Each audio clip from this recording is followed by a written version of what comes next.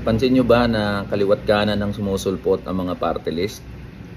Yan, may pusong Pinoy, Gilas, Akay ni Sol, may nanay. Malapit na kasi ang 2025 elections kung saan kasama ang mga party list sa mga iboboto. Yung mga pinakita natin sa video kanina, ilan lang yan sa mga halimbawa ng mga party list na nagsulputan ngayong papalapit na ang 2025 elections. Pero all throughout the Metro Manila at sa mga karatig probinsya, marami na mga tarpaulin na nakakabit. Hindi naman generally issue yung pagtakbo eh. Sa akin nga, yung gustong tumakbo, lalong-lalo na yung ordinaryong Pilipino, dapat magkaroon ng mas malawak na pagkakataon na makatakbo sa iba't ibang posisyon. Pero ito kasi mga party list, napaka-specific ng pagkabuo nito at sa kung para kanino ba dapat to nagsisilbi. Malinaw na nakasulat sa 1987 Constitution na ang party list ay para sa mga marginalized at underrepresented sectors sa ating lipunan. At para maging ganap yung nakasulat sa 1987 Constitution ay nagkaroon ng batas na tinawag na Party List Act of 1995. Pero mula 1995 at nung kauna-unahang party list elections, parang baliktad ata yung nangyari doon sa pangako ng saligang batas na magkaroon ng representation ng mga marginalized at underrepresented sectors.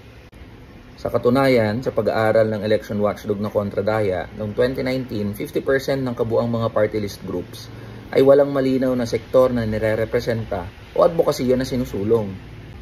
Mas lumaki pa ito noong 2022, kung saan 70% ng kabuang bilang ng mga party list groups ay hindi mo malaman kung anong sektor o anong advokasya ang kanilang pinaglalaban. At ngayon papalapit na ang 2025 elections, inaasahan natin na susulpot pa mas dadami pa yung iba't ibang mga party list na gustong makakuha ng posisyon sa Kongreso.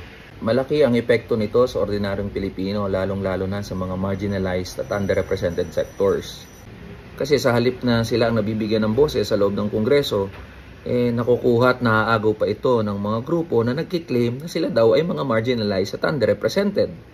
Kaya habang mas lumalapit ang 2025 elections, napakahalaga na maging mapagmatsyag at vigilant tayong mga botante. Dahil hindi lahat ng tatakbo na party list ay re-representa yung interes nating mga ordinaryong Pilipino. Kaya ngayon pa lang, mahalaga na siyasatin natin itong mga party list na tumatakbo.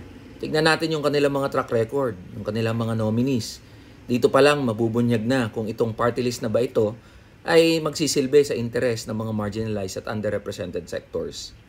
O baka mamaya, itong mga party list na ito ay tumatakbo para i-perpetuate o patagalin yung kapangyarihan ng kanilang pamilya o para i-abante yung interes ng mga malalaking negosyo.